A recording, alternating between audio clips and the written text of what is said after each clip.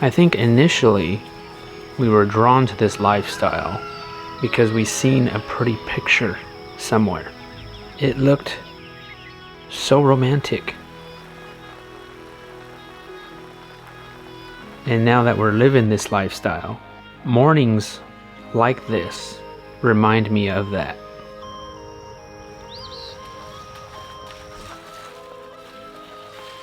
Because I think this lifestyle is still very romantic.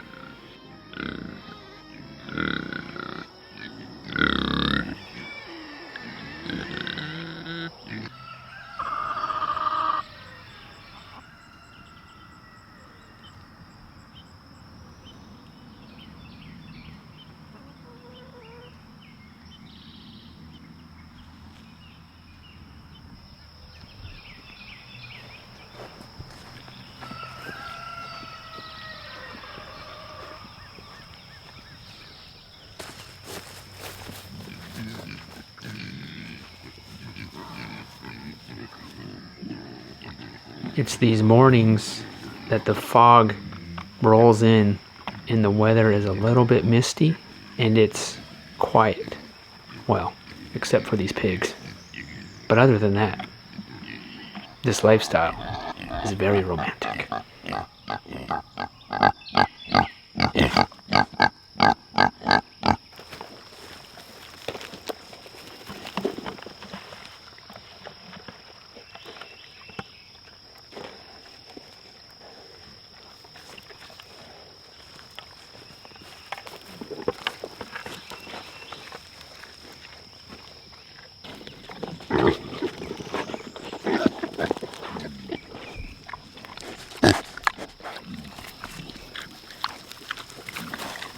With all the rain and the humidity we've been having, the grass in the gardens are loving it.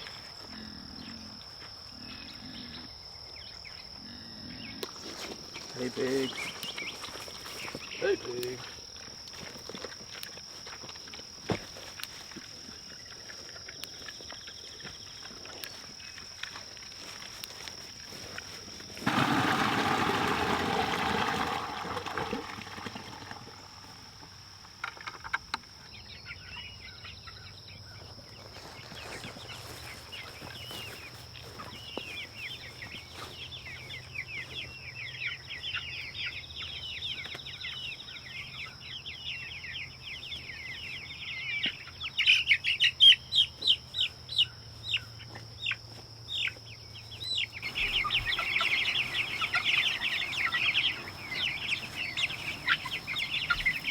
After putting 150 in the freezer last week, raising these 60 chickens right now feels like a little break.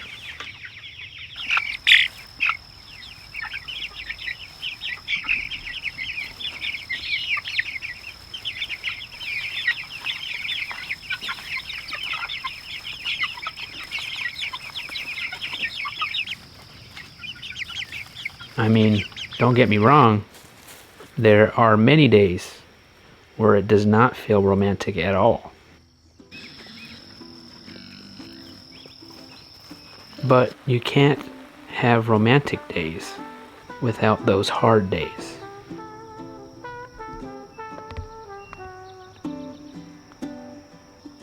We are on the verge of zucchini mania here. It's starting to ramp up.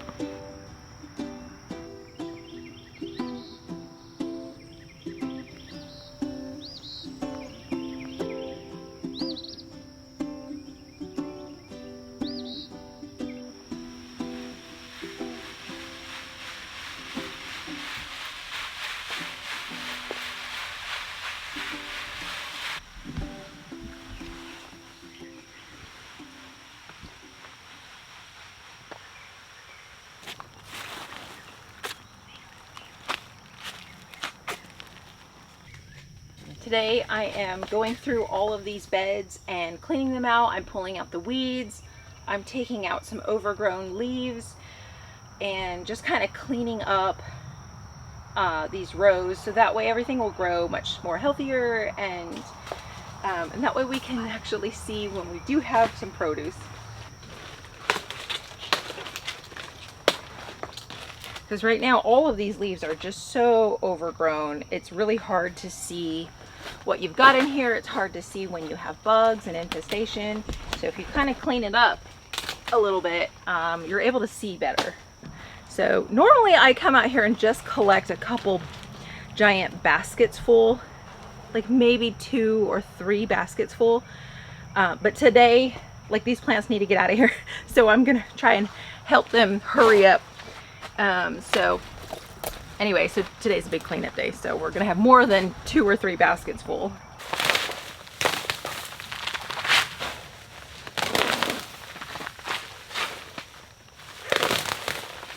Because we can always just come back next week and do more.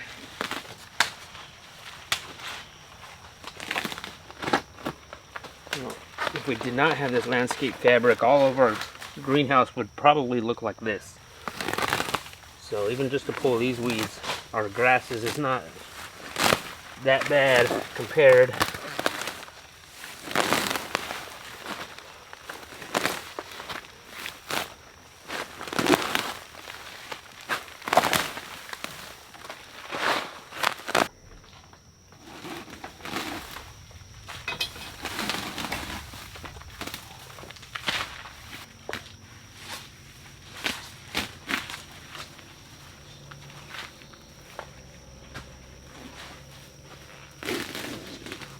Well, we have so much Swiss chard.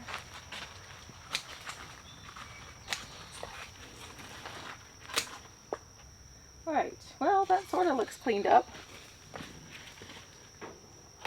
Yeah, I don't know if we could salvage this spinach. I mean, some of it looks good, but it's already going to seed. It's too hot in here. I don't know. I don't mind bitter lettuce. Yeah, I want it to taste like dirt. That's how you know it's fresh.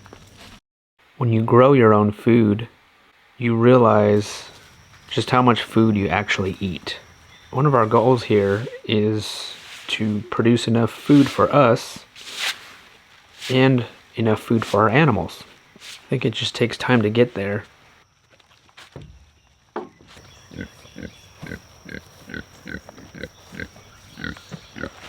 And I know there's various radishes growing in this pasture since I planted some months ago.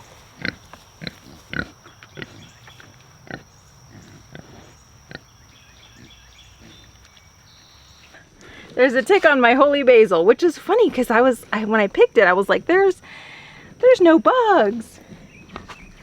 Ooh. That is a little one too. I think that one's a dog tick.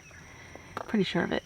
Oh, that's like the first tick of the season. We have not seen any ticks.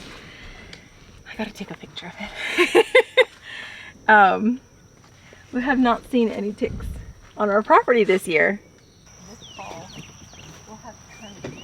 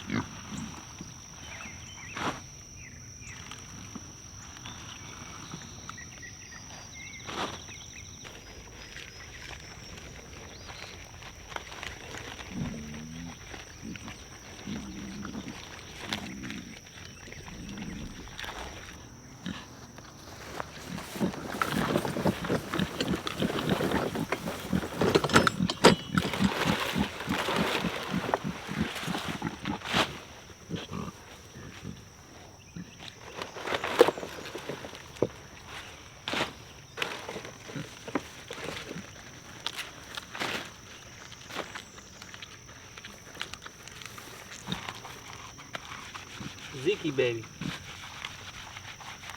Good boy, Zeke.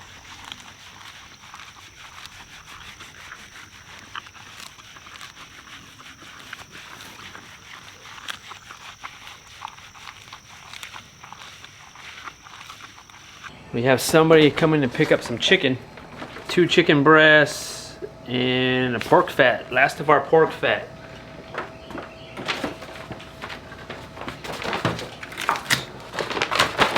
Yeah.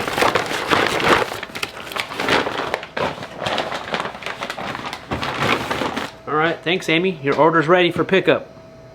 So that was pretty much our morning of working in the garden, pulling weeds, harvesting some food.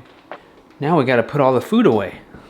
Well, we just have some lettuces, leafy greens right now. Stuff like tomatoes are not quite done yet. They're getting there. I would say maybe next week. So this is our Swiss chard. I like to cut off the stems and feed the stems to the pigs. We can eat the stems, and we have done that plenty of times, but we're not doing that today. So I have a salad spinner, kale, more chard, spinach, more kale. This is all from this morning. And then I have our holy basil. I will dry this, and this will be tea for us. We can have it fresh as well, put it in our water, but I'm gonna dry these 2 bundles here. And then this is culinary basil. I am not quite ready to make pesto with it yet. And we have a ton growing more in the garden. So I think what I'll do with this bundle is I'll just hang these up in our mud room out there. They will dry, and then I will just crunch them up and then save them in a mason jar dried for when basil is not in season. So I'll just, once these are packaged up and sealed, I'll just put them in the fridge and we'll eat them throughout the week. But we already have like after today, this is way more greens than what we can eat. We already have been giving some to the pigs, which is why we grow so much. Also, if we harvest any more, because we have different areas, we have the field garden and then the raised beds and then the greenhouse. So if we harvest any more, I think what I will do during the week is blanch them and then freeze them in little pucks, and then just put them in the freezer. And then when it's not an abundant season, I will pull them out and just put them in like soups and stews, and or you could just like saute them.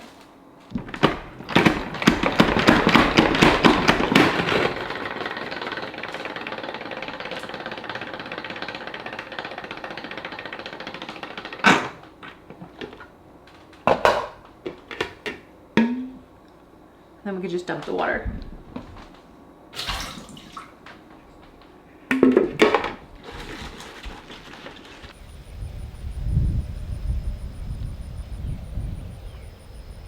All right, guys. So now we're coming back out here, and we're on the verge of blackberry season. It's just starting. Now, these are just wild blackberries that have been they just grow. Flat right here. Seems like the ones on the bottom are always ready.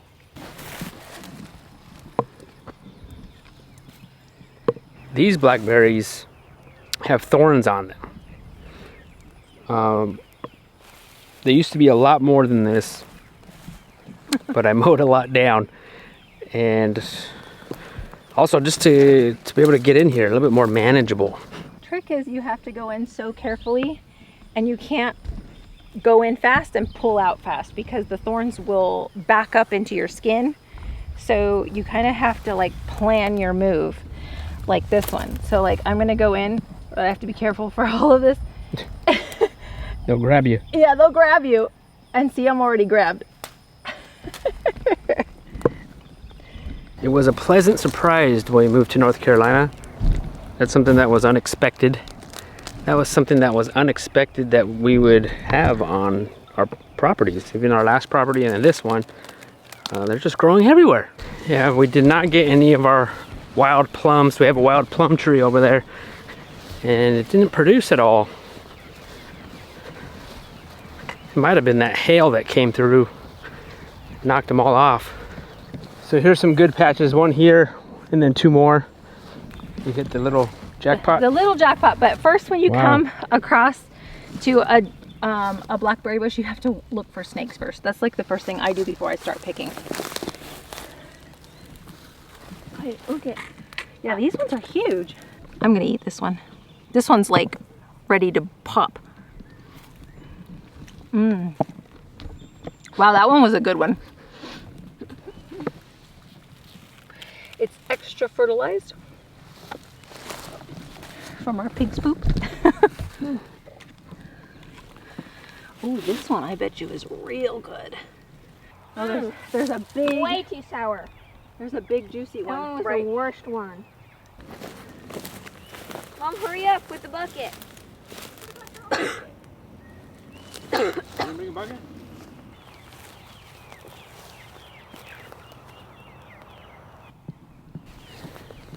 On to the next one, the next patch.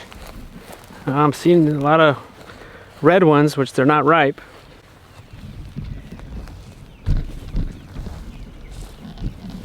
Yeah, there's hardly anything ready here. What do we got? Ready?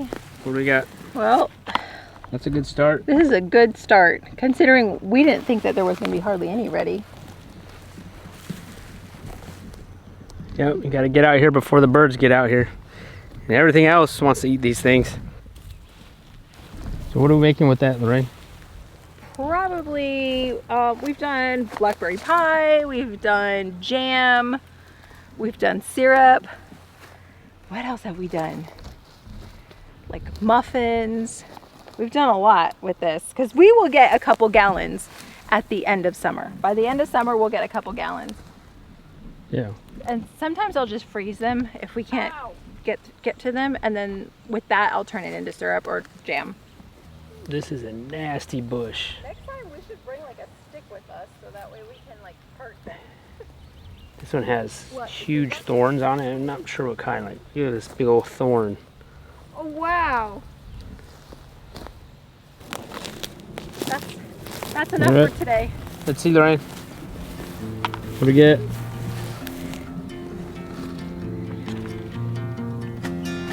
That's a good start. Yep.